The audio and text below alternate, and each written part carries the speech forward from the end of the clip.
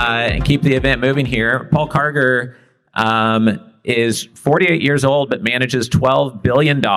He's brought in over $2 billion of AUM in the last 1 year alone to Twin Focus Capital, where he's a partner with his twin brother. They started the firm 20 years ago, as of next month, I think it is, coming up very soon.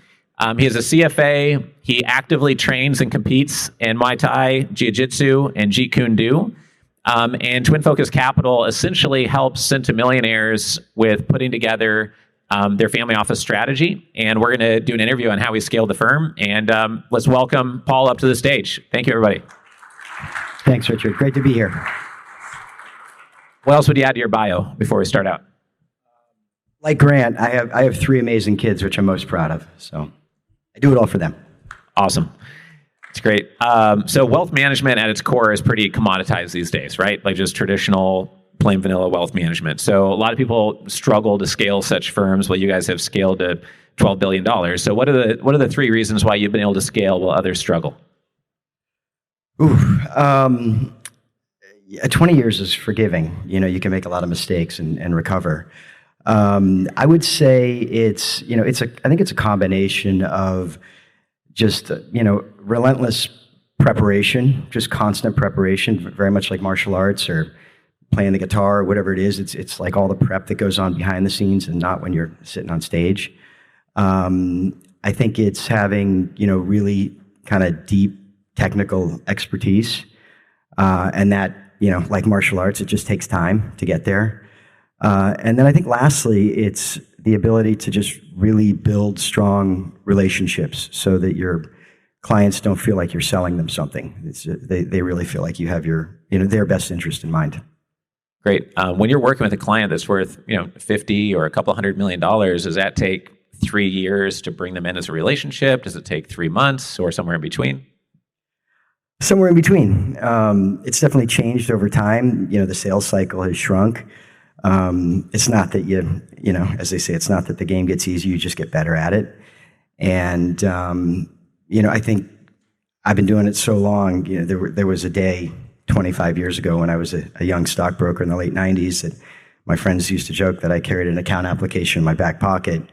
That's changed. Today we're not trying to be all things to all people, and it's about, just investing in relationships and realizing that it's a journey, and some people aren't ready. It's like being a taxi cab driver. You don't know if you're going to, take somebody down the street or if you're going to get the ride to the airport, but you just always got to be kind of on and thinking about it. Got it. And besides what you've already mentioned, what do you think is at the core of your firm's success or your success that most people overlook or kind of write off or undervalue, but it's like right there at the core? I think it's just being prepared. Being prepared and showing up every day. It's a final exam every day, and it's 100% as a passing grade. So clients hire us to get it right the first time, and analogous to a Picasso that's can whip up a painting in 30 seconds, but it took them a lifetime to get there. It's the same thing. Right. We've helped put together a couple hundred family offices and referred many of them to Paul and his firm. And what I keep finding is that people try to do this and they either become the largest client of their small CPA who fumbles the ball, or they hire a very large firm with a roster of 8,000 clients and they get lost in the sea of clients and don't get help. So over and over again, people have frustrations while getting their family offices put together. What are the top 3 trends that you see impacting multifamily offices like the one you run that you see developing because you run one of the top ones that maybe other people here in the audience don't know about? There was an article actually in the Wall Street Journal this morning that talks about the billionaires, the rising billionaires, and I think there's something like 2,700 or 2,900 billionaires in the world, controlling $16 trillion of wealth. The game's changed. Not just guys like Elon and Jeff have hundreds of billions, but when I started my career 25 years ago, like if you had 50 or $100 million, you were like one of the richest gals in town. And now, 100 million is kind of table stakes. These families, these individuals have institutional type complexities. And I think there's a lot of billionaires out there today that don't want to run their own family offices, or maybe have like some variation of having maybe an in-house assistant or an executive director of their foundation. But, there's pluses and minuses to running your own family office. One of the pluses, you can kind of control everything. One of the minuses is you got to control everything. And it comes down to like, how you want to spend your time. And so I think one of the big trends is this kind of emerging founder CEO is their own asset class. I think that's a big one. I work with a lot of founder CEOs that, on paper are worth $1 billion, $2 billion, $3 billion. Ray Dalio talks about all the time about the difference between money and wealth. A lot of these guys have wealth, but they don't yet have the money. But that's a big one. I think another big one is the de-emphasis of investing at the center of the solution.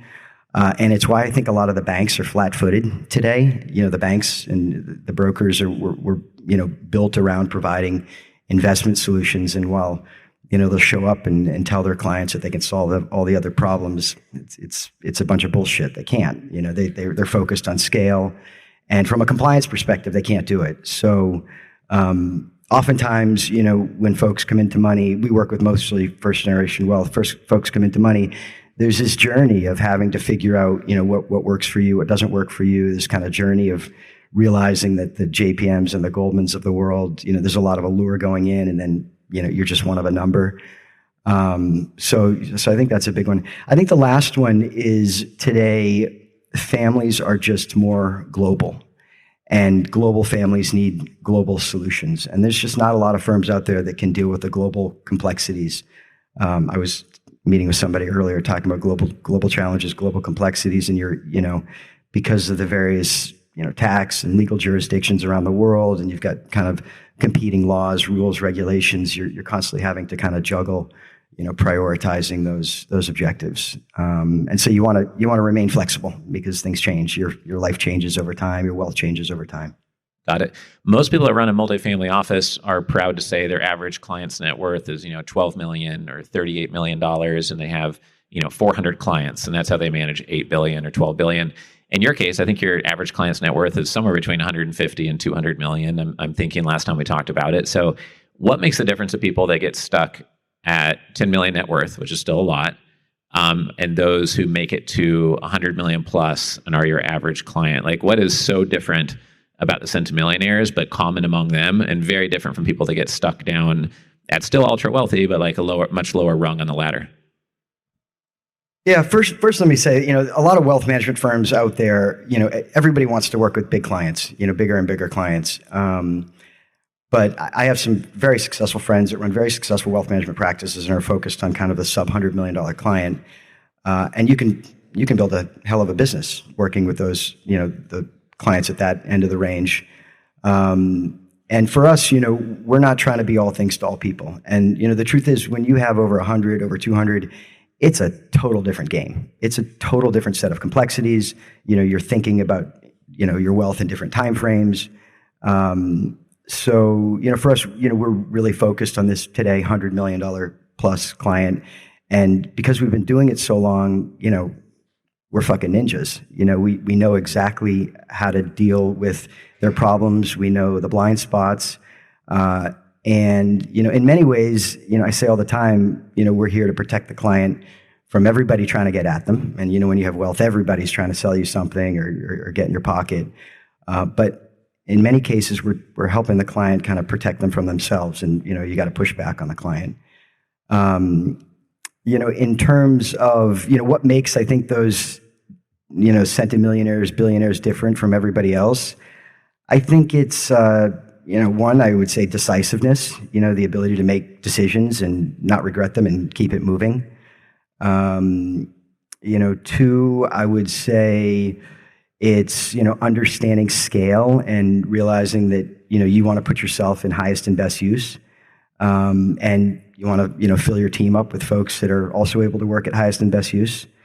And lastly, I would say it's, certainly in my own case, it's like the ability to leverage relationships. And that's, that takes time to figure out. It takes time to build relationships. And, but, when you've got those good relationships, those are the ones that last your lifetime. Got it. So last time you were on stage, you had some like red Spider-Man shoes on. You're not afraid to have an opinion. You have like a good time with your clients, I know. And so you're good at building those relationships. But I'm curious for you and like some others like Grant Cardone or others you work with that are worth tens of millions or 100 million plus.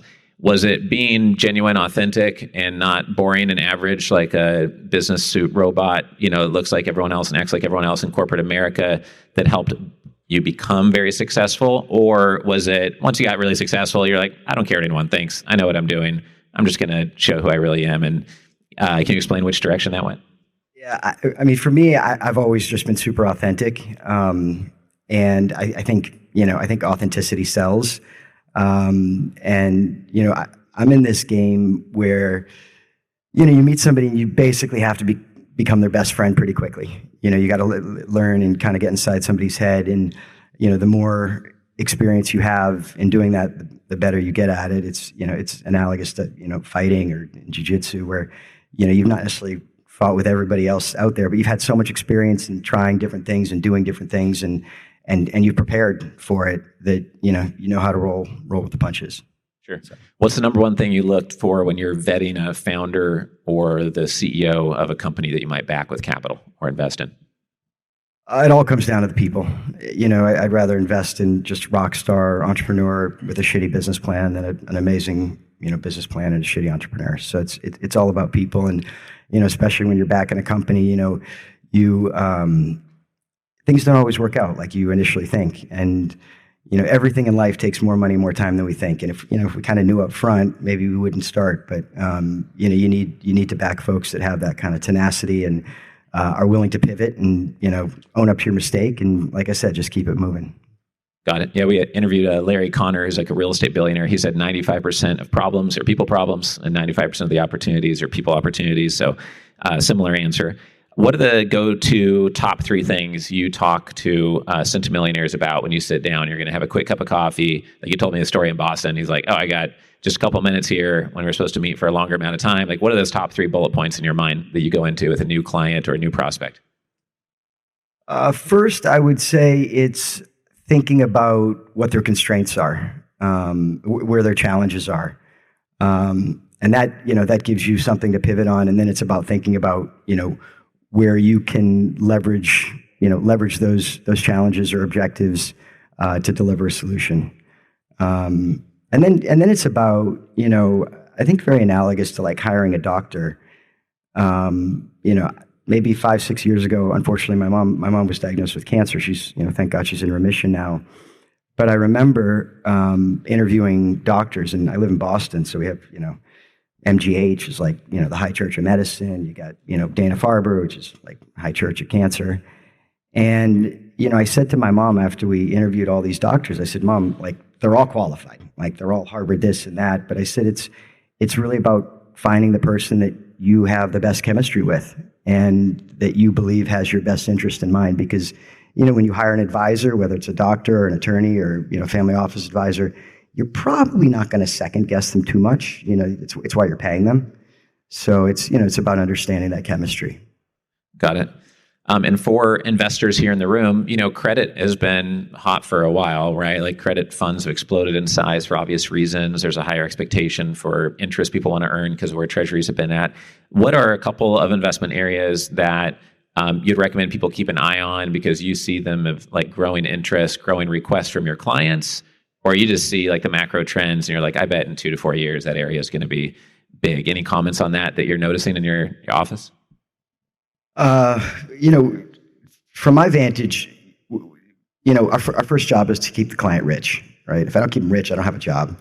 So it's about, maintaining that wealth. And so, we're constantly thinking about diversifying sources of alpha, diversifying sources of risk. And because we're not in any one given asset class, and kind of when you are, when you're hammer, everything looks like a nail. So, but we have the ability to kind of go out anywhere and everywhere. And, I agree a little bit with Grant and thinking about owning some digital assets. I don't know if, you got to think about the allocation you have within your portfolio. I personally like gold. I've been investing in gold for 20 years and I look really smart the last 3 or 4. So I think it's about, diversifying and offsetting all these various risks. But I think the big thing is just avoiding long lines. And, as Grant was saying, thinking about kind of what you believe to be true.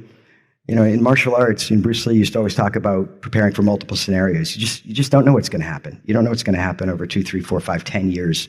And we actually have a big real estate business. We have probably about $1.5 billion of real estate, assets all over the country.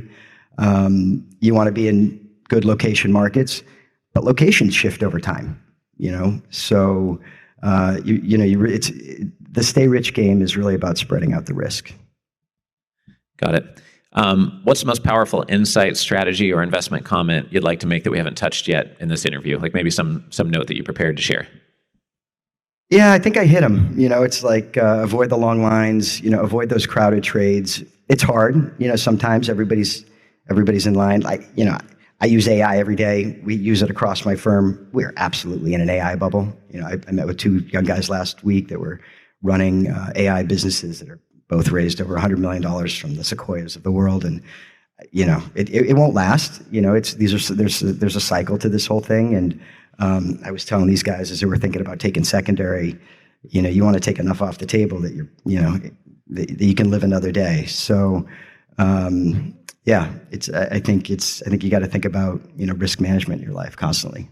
Got it. And you were telling me a story last night over dinner about how like many times a client comes in and you renegotiate a thing or two and almost like pay for yourself immediately. Can you tell them a little bit more about that story and how you do that?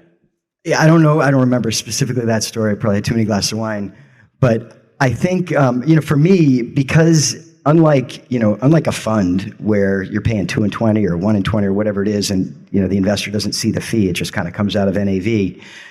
My fee is seen every quarter. And so I'm in the what have you done for me lately game.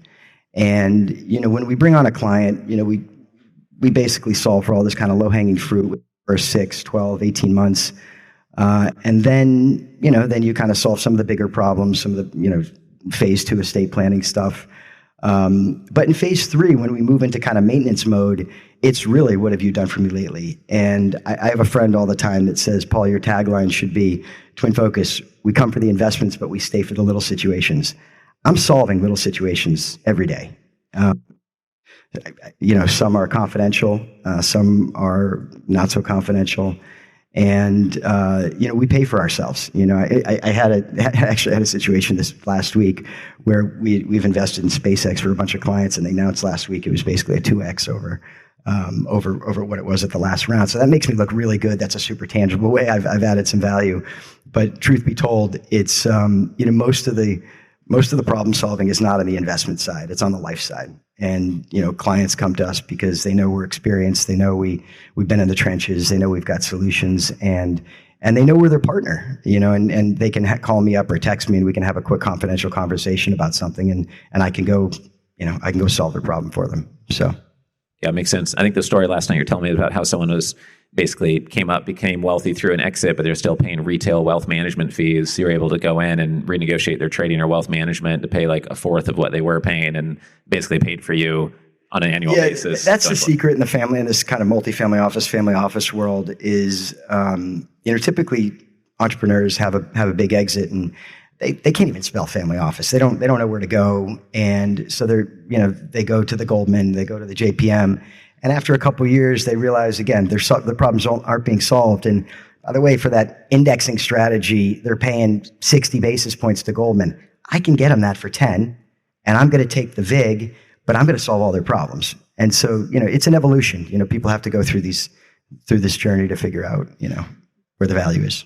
Got it. So maybe not specifically with Twin Focus Capital, although it could be, but there's a lot of multifamily offices out there. And we've had some at the Super Summit meet someone and seed or invest $30 or $50 million sometimes into a fund or a platform. Why don't we finish up with a tip or a strategy of like how do you build a relationship of trust with someone that gets sent hundreds or thousands of things? You could plug into all these independent RIA platforms, they're UBS or JP Morgan or Schwab, et cetera, or source your own deals. So there's so much coming at $1 billion plus MFO. How do you get through that noise? I think you take your time. Relationships take time. I'm good at building them fast, but relationships take time. And, when you seem, I think you made a comment earlier, like when you seem too eager or, the fund is closing in 2 months or 1 month, and that's kind of a turnoff. So it's taking the time. Sometimes it's giving away a bunch of free shit. I'm working with this entrepreneur that I met a couple weeks ago that's got a couple $100 million on paper. And I said, listen, you need a prenup, you need this, you need that. I said, let's dance before we date. Let's, date before we get married. I'll help you solve a bunch of these things. And I'm going to show him over the next year a bunch of value add. And for me, it's like a couple phone calls and sending some emails, but I'll look really good. And, we'll build that trust, and, he'll be out my door when he's got the secondary transaction. So. Awesome. Yeah, super helpful. Great. Let's give Paul a big round of applause. Thank you. Thanks, everyone.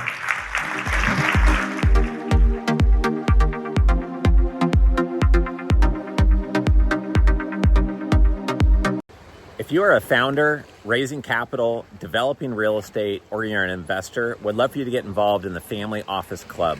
I've run this community for 18 years now. We've hosted 300 live events. We have 17 million social media group members and followers. We have the #1 YouTube channel on family offices. We have the #1 most popular podcast on family offices. You can learn more about us and our membership options at familyoffices.com. We have 30 in-person events planned in 2026 and another dozen events this year. Please go to familyoffices.com to learn more.